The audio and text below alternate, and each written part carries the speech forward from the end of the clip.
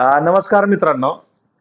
आज राज्याच्या निवडणूक आयोगाचे अध्यक्ष कोण?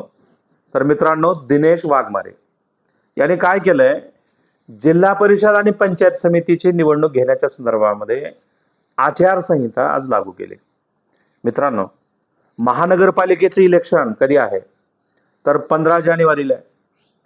आणि आजपासून जिल्हा परिषद आणि पंचायत समितीची अधिसूचना, खरं तर 16 तारखेपासून अधिसूचना लागू आहे. आता मग जिल्हा परिषद असेल, पंचायत समिती असेल, महानगरपालिका असेल, नगरपंचायत असेल, औद्योगिक नगरी प्राधिकरण असेल, याची निवडणूक कोण घेत आहे मित्रांनो? तर राज्याचा निवडणूक आयोग घेत आहे. आता मग हा राज्याचा निवडणूक आयोग कधी निर्माण झालाय? 73व्या आणि 74व्या घटना दुरुस्तीनं राज्याचा निवडणूक आयोग निर्माण झालाय. 26 एप्रिल 1994 मध्ये राज्याचा निवडणूक आयोग निर्माण झालाय. DN चौधरी हे राज्याच्या निवडणूक आयोगाचे पहिले अध्यक्ष होते आणि सध्या दिनेश वाघमारे हे राज्याच्या निवडणूक आयोगाचे अध्यक्ष आहेत.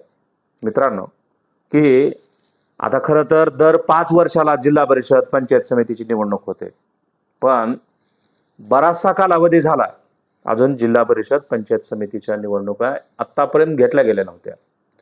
आणि मग सुप्रीम कोर्टानं फटकारल्यानंतर आता राज्याच्या निवडणूक आयोगानं ही निवडणूक घेण्याची भूमिका घेतली आहे. मित्रांनो, आता का बर उशीर होत होता जिल्हा परिषद पंचायत समितीच्या निवडणुकीला? तर मित्रांनो बघा, की कारण रिझर्वेशन हा अतिशय महत्वाचा प्रश्न होता, की अनेक जिल्हा परिषदेमध्ये काय झालंय बघा, तर अनेक जिल्हा परिषदेमध्ये रिझर्वेशन 50% वरी गेले. आता मग आपल्या महाराष्ट्राचा जर आपण विचार केला तर 36 जिल्हे आहेत आणि जिल्हा परिषदा 34 आहेत.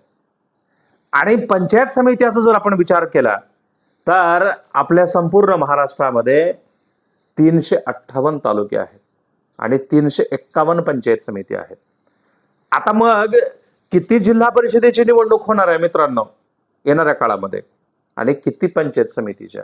तर बघा, की 36 जिल्हे आहेत, 34 जिल्हा परिषदा, आणि या 34 जिल्हा परिषदापैकी फक्त 12 जिल्हा परिषदेची निवडणूक आयोग घेत आहे. आणि 358 तालुके आहेत, 351 पंचायत समिती आहेत. या 351 पैकी फक्त 125 पंचायत समितीच्या निवडणुका येणाऱ्या काळात होणार आहेत.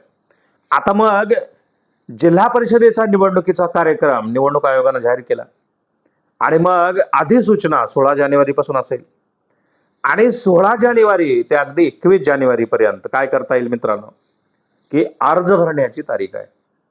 आणि त्याच्यानंतर या अर्जाची छाननी असेल 22 जानेवारीला, माघार घेण्याचा दिवस असेल 27 जानेवारीला, आणि त्याच्यानंतर अंतिम उमेदवाराची यादी असेल, चिन्हाचं वाटप असेल 27 जानेवारी आहे ना, दुपारी 3:30 नंतर असणार आहे.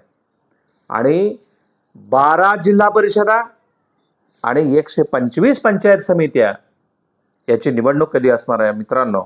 तर बघा, याची डेट निवडणूक आयोगाने जाहीर केली आहे 5 फेब्रुवारी 2026. आता मग 5 फेब्रुवारीला मतदान झालं की एकच दिवस मध्ये मग नंतरच्या काळात म्हणजे 7 फेब्रुवारीला 2026 मध्ये पुन्हा मतमोजणी असणार आहे. आणि मग लोकल सेल्फ गव्हर्नमेंट याची ही निवडणुकीचा जो काही कार्यक्रम आहे आजच निवडणूक आयोगाने जाहीर केला. आता जिल्हा परिषद असेल, पंचायत समिती असेल, तर या दोन्ही निवडणुका राष्ट्रीय आणि राज्य पक्षाच्या चिन्हावर होतात आणि अपक्ष सुद्धा तिथं उभा टाकता येतात.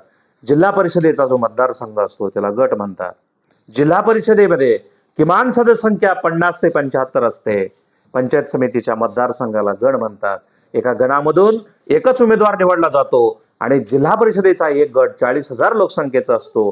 40,000 लोकसंख्येमधून एक सदस्य आणि जिल्हा परिषदेच्या एका मतदारसंघामधून पंचायत समितीचे 2 गण निवडले जातात. आणि मग अशा पद्धतीनं हा निवडणुकीचा कार्यक्रम आता जाहीर झालाय.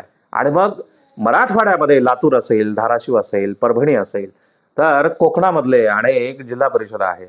आणि मग लोकल सेल्फ गव्हर्नमेंटच्या दृष्टिकोनातून निवडणूक आयोगानं आजची जी आचारसंहिता आहे ती लागू केली आहे असं म्हणलं तर ते चुकीचं नाही आहे. आणि मग अशीच नवनवीन माहिती मिळवण्यासाठी आपलं नागनाथ उस्तुरे नावाचं YouTube चॅनल सर्च करा, सबस्क्राईब करा, लाईक करा, शेअर करा, बेल आयकॉनचं बटन दाबा. थँक्यू मित्रांनो.